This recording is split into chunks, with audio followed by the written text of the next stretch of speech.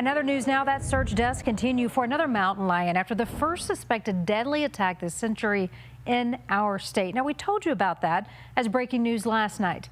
A woman found dead with a mountain lion over her on a trail in Larimer County. CPW has since killed 2 lions and is looking for a third. As Alan Janae reports and discovers there were early signs of trouble.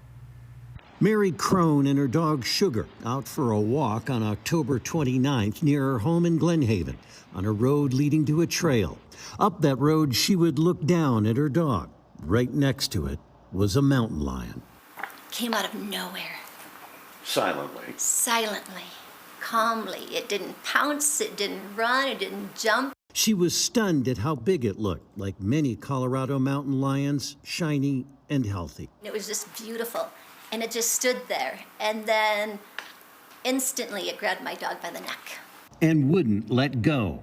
I picked up rocks and sticks. I was screaming. I was making myself bigger. I was doing everything to get that animal to release my dog, and it just wouldn't. Mary had to flee. Up the road, her neighbor's security camera captured her without the dog and calling for help. It kept hold of her neck until every last breath was gone.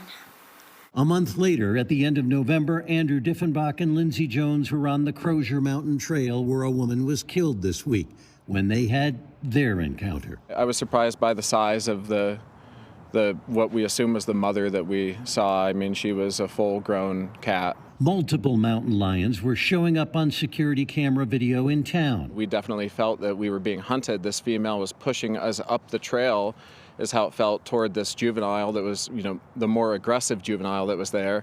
And then this third one was down behind us, kind of toward our path of retreat. They ended up in a standoff with one of the juveniles. Showing teeth, kind of, walking sideways and slashing towards us.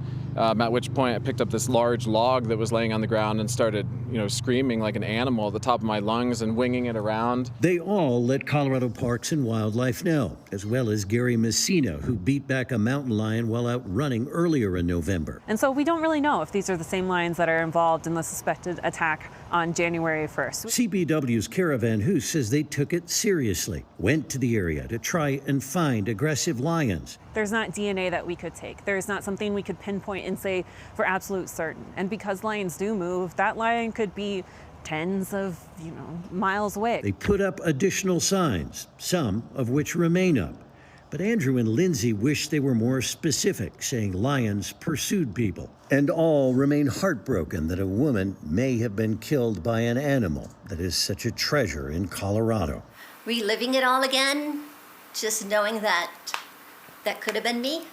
Still to be completed is the autopsy on the woman killed to determine her cause of death. In addition, necropsies on the mountain lions that have been culled here, trying to look for any signs of neurological problems or disease like rabies, something that might explain this unusual mountain lion behavior. In Glen Haven, I'm Alan Janae, covering Colorado First. Alan, thank you.